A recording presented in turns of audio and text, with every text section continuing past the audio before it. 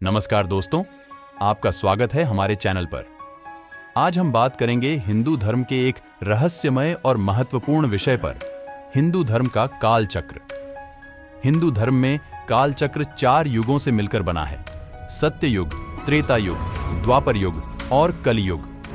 ये युग बारी बारी से होते हैं और एक पूरे चक्र के दौरान आते हैं, जिसे महायुग भी कहा जाता है। हम बारी बारी से सभी युगों के बारे में देखेंगे। So let's begin with the video's title, Hindu धर्म के काल चक्र का अनदेखा सफर।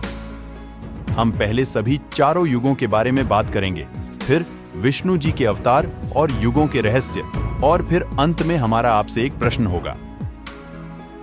वैदिक डायनेस्टी। सबसे पहला युग है सत्य युग, जिसे भी गोल्डन एज कहा जाता है। इस युग की अवधि क्रमशः 17,28,000 वर्ष होती है। यह युग धर्म, सच्चाई और शुद्धता का युग है, जिसमें लोग आदर्श जीवन जीते हैं।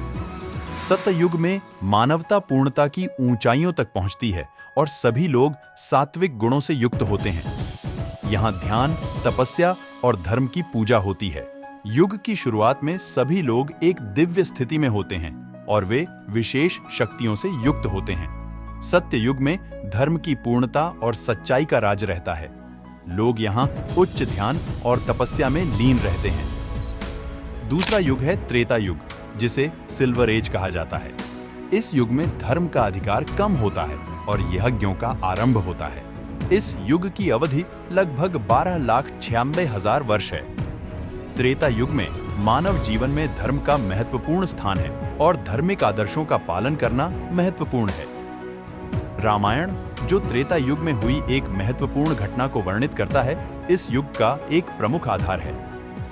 भगवान राम का अवतार होना और उनका आदर्श प्रबंधन त्रेता युग की विशेषता है। इस युग में भक्ति, तप और यज्ञ का महत्व बढ़ता है और मानव जीवन में न्याय और धर्म का पालन करना आवश्यक होता है। तीसरा युग है द्वापर युग, जिसे ब्रॉन्ज एज कहा जाता है। इसमें धर्म की कमी होती है और मानवता में अधर्म का आरंभ होता है। इसकी अवधि 8,64,000 वर्ष है, जिसमें धर्म का अधिकार गिरता है और अधर्म बढ़ता है। द्वापर युग में भगवान कृष्ण का अवतार हुआ था और महाभारत युद्ध इस युग का महत्वपूर्ण घटना था। मानवता में धर्म अधर्म के विवाद, अन्याय का बढ़ता हुआ समय इस युग का विशेष लक्षण है।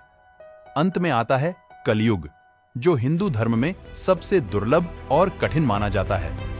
इस युग में धर्म का पूर्ण हानि होता है और अधर्म प्रबल होता है। इस युग की अवधि 4,32,000 वर्ष है। धार्मिक ग्रंथों के अनुसार कलियुग में धर्म का पतन होता है, लोगों में अधर्म बढ़ता है और असत्य पर विजय होती है।